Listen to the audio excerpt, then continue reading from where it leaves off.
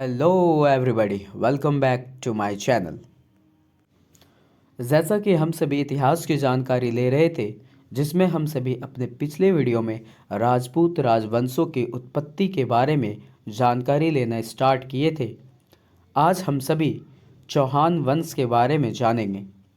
चौहान वंश के संस्थापक वासुदेव थे और इसकी राजधानी अहिछत्र थी। चौहान वंश के संस्थापक कौन थे? वासुदेव थे और इसकी राजधानी अहिछत्र थी। अजय राज द्वितीय ने अजमेर नगर की स्थापना की और इसे अपनी राजधानी बनाया। अजमेर नगर की स्थापना अजय राज द्वितीय ने की थी। अर्नोराज का पुत्र विग्रहराज फोर विसलदेव ने हरिकेली संस्कृत नाटक की रचना की। अर्नोराज का जो पुत्र था विग्रहराज फोर विसलदेव ने हरिकेली संस्कृत नाटक की रचना की। सोमदेव ने ललित विग्रहराज नामक नाटक लिखा। ललित विग्रहराज नामक नाटक किसने लिखा? तो सोमदेव ने लिखा। अढ़ाई दिन का झोपड़ा मस्जिद शुरू में विग्रहराज फोर द्वारा निर्मित एक विद्यालय था। अढ़ाई दिन का झोपड़ा मस्जिद जो था वो स्टार्टिंग में विग्रहराज फोर द्वारा निर्मित एक विद्यालय था। पृथ्वीराज तृतीय चौहान वंश का अंतिम शासक था।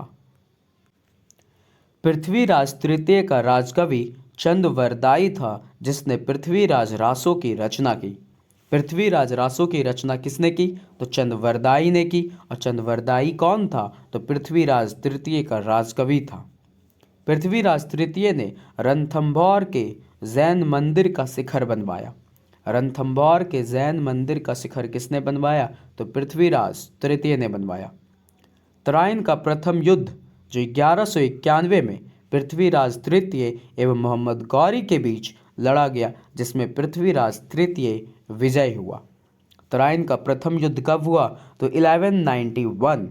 किसके बीच में? तो पृथ्वीराज तृतीय एवं गौरी के बीच में, और इस युद्ध में पृथ्वीराज तृतीय का विजय हुआ। तराइन का द्वितीय युद्ध 1192 में पृथ्वीराज तृतीय एवं गौरी के बीच ही हुआ, जिसमें गौरी विजय हुआ और पृथ्वीराज तृतीय हार गया। तराइन का द्वितीय युद्ध कब हुआ? 1192 में। नेक्स्ट हम लोग परमार वंश देखते हैं।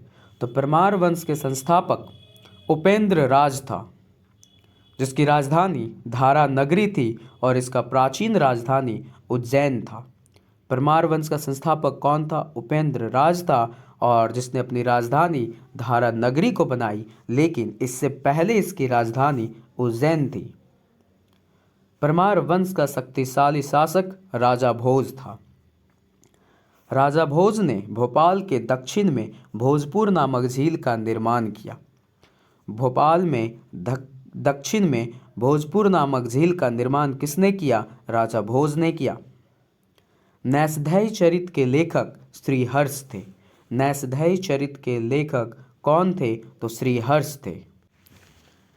प्रबंध चिंतामणि के लेखक मेरु तुंग थे।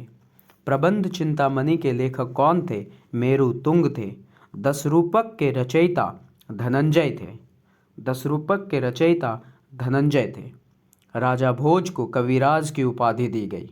राजा भोज ने कौन सी उपाधि ली? तो कविराज की उपाधि ली। भोज ने राजधानी में सरस्वती मंदिर का निर्माण कराया। राजा भोज के शासनकाल में धारा नगरी विद्या का केंद्र था। राजा भोज के शासनकाल में विद्या का केंद्र कौन सा जगह था? तो धारा नगरी। राजा भोज ने चित्तौड़ में तिरुभुवन नारायण मंदिर का निर्माण कराया। तिरुभुवन नारायण मंदिर का निर्माण चित्तौड़ में किसने करवाया? राजा भोज ने। भोजपुर नगर की स्थापना राजा भोज ने की। भोजपुर नगर की स्थापना किसने की? राजा भोज ने की।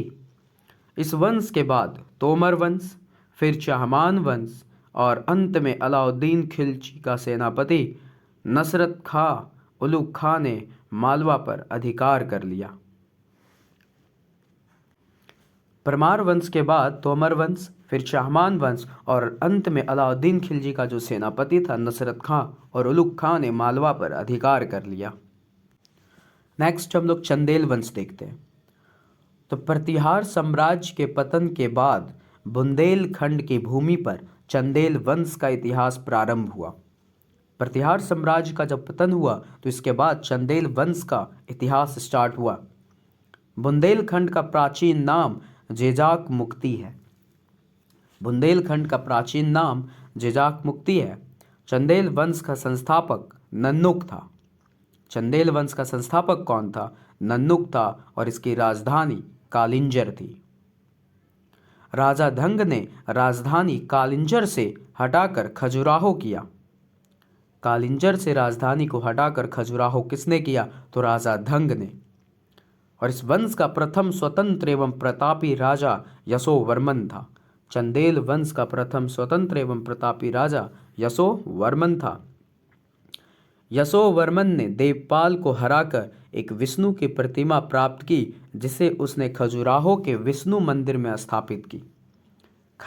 खजुराहो के विष्णु मंदिर में विष्णु की प्रतिमा को स्थापित किसने किया था? तो यशोवर्मन ने। धंग ने जिननाथ, विश्वनाथ, वैद्यनाथ मंदिर बनवाया। जिननाथ, विश्वनाथ और वैद्यनाथ मंदिर को किसने बनवाया? तो धंग ने। कंदरिया महादेव मंदिर का निर्माण धंग देव द्वारा 999 में किया गया। कंदरिया महादेव मंदिर का निर्माण किसने करवाया? तो धंगदेव ने करवाया।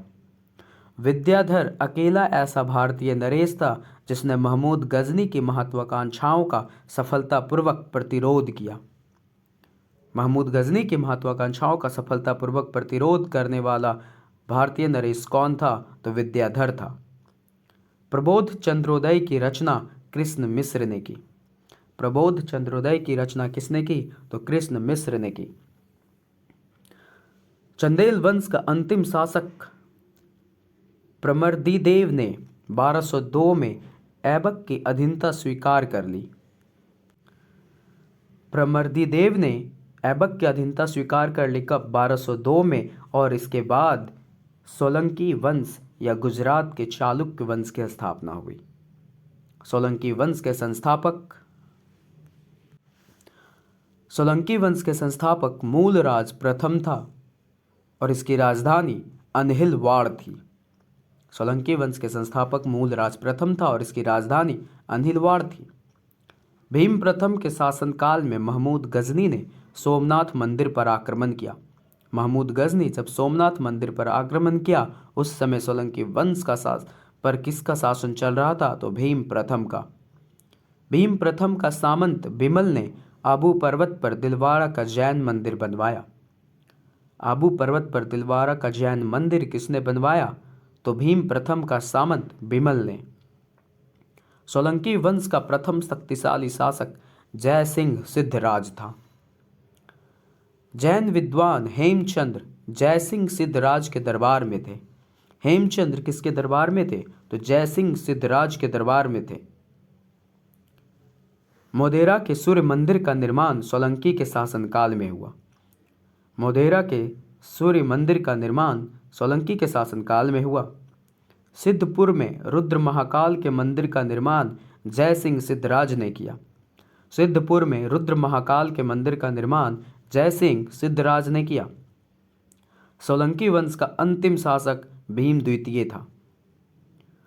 लवन प्रसाद ने गुजरात में बघेल वंश की स्थापना की। लवन प्रसाद ने गुजरात में किस वंश की स्थापना की? तो बघेल वंश की स्थापना की।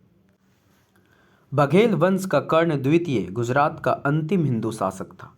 गुजरात का अंतिम हिंदू शासक कौन था? तो कर्ण द्वितीय। इसके बाद कलचुरी चेदी राजवंश का उदय हुआ जिसके संस्थापक कोक्कल थे। कलचुरी चेदी राजवंश के संस्थापक कोक्कल थे और जिसकी राजधानी त्रिपुरी थी। इस वंश के गांगेय देव ने विक्रमादित्य की उपाधि धारण की। कलचुरी चेदी राजवंश के शासक गांगेय देव ने विक्रमादित्य की उपाधि धारण की। पूर्व मध्यकाल में स्वर्ण सिक्कों के विलुप्त हो जाने के पश्चात गांगेय देव ने इसे प्रारंभ करवाया था। पूर्व मध्यकाल में जब स्वर्ण सिक्के समाप्त हो गए, खत्म हो गए, तो गांगेय देव ने ही इसे फिर से स्टार्ट करवाया। सबसे महान शासक कर्णदेव ने कलिंग पर विजय प्राप्त की और त्रिकलिंगाधिपति की उपाधि धारण की। कलचुरी चेदी राजवंश के शासक कर्णदेव ने कलिंग पर विजय प्राप्त की और त्रिकलिंगाधिपति की उपाधि धारण की। कवि राजशेखर कलचुरी के दरबार में रहते थे। कवि राजशेखर किसके दरबार में रहते थे? तो कलचुरी के दरबार में रहते थे। नेक्स्ट, सिसोदिया वंश। इस वंश के शासक खुद को सूर्यवंशी कहते थे। सिसोदिया वंश के शासक खुद को क्या कहते थे? तो सूर्यवंशी कहते थे, जो मेवाड़ पर शासन करते थे, जिसकी राजधानी चित्तौड़ थी। सिसोदिया वंश जो था वो मेवाड़ पर शासन कर रहे थे और इसकी राजधानी चित्तौड़ थी। विजय स्तंभ का निर्माण राणा कुंभा ने चित्तौड़ में करवाया।